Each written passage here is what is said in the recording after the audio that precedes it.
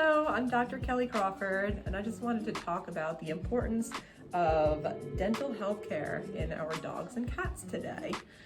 Dental health is one of those things that's normally very easily overlooked by owners. We're not often inside of our pets' mouths studying them every day. Some owners are, and that's excellent, but it's very easy to forget about until they're kind of trying to cuddle with us and they're up in our faces and we start to smell a little bit of that breath odor. So I just wanted to talk about dental health, how we can be proactive with maintaining their health, and what we can really do about that. So ideally, dental health is maintained by daily toothbrushing.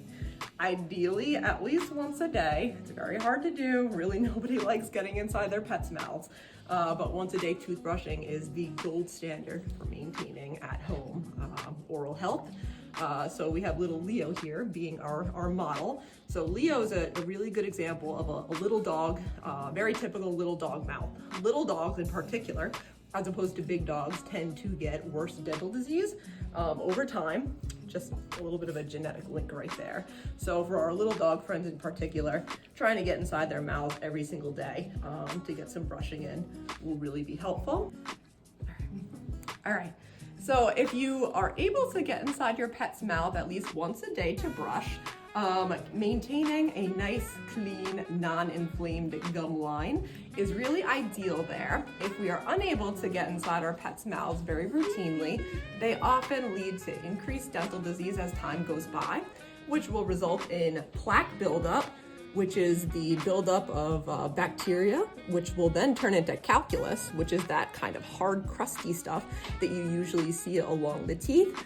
And that once that is laid there, they are then susceptible to gum inflammation, which is called gingivitis, subsequent bacterial infection, and then bone infection at the later stages, which leads to basically the worst case scenario over time, which would potentially necessitate tooth extractions in the long run. So that's really what we want to end up avoiding.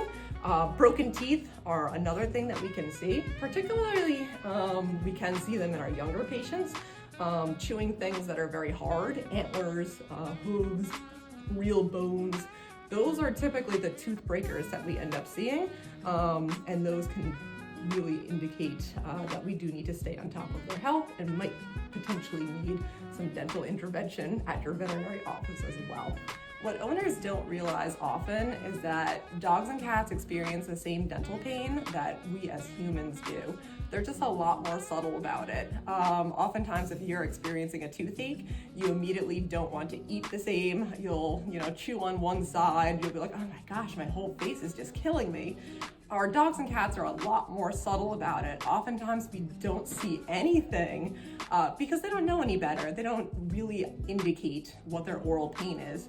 Certain things that we can look for are the visible buildup of debris in the mouth, so that yellow plaque calculus that we're seeing, any brown discoloration, broken teeth, reddening of the gums, those are red flags. Some things the pets can do. Excessive salivation, they start to just drool a whole lot, especially around feeding times. They can tilt their head, so if they are trying to chew to one side, they can hesitate, especially with harder food, or sometimes if you're giving them their bones that they like, the big crunchy ones, they're like, ugh, I'm not really into that right now, just because that is their subtle way of showing oral pain that we can kind of zero in on.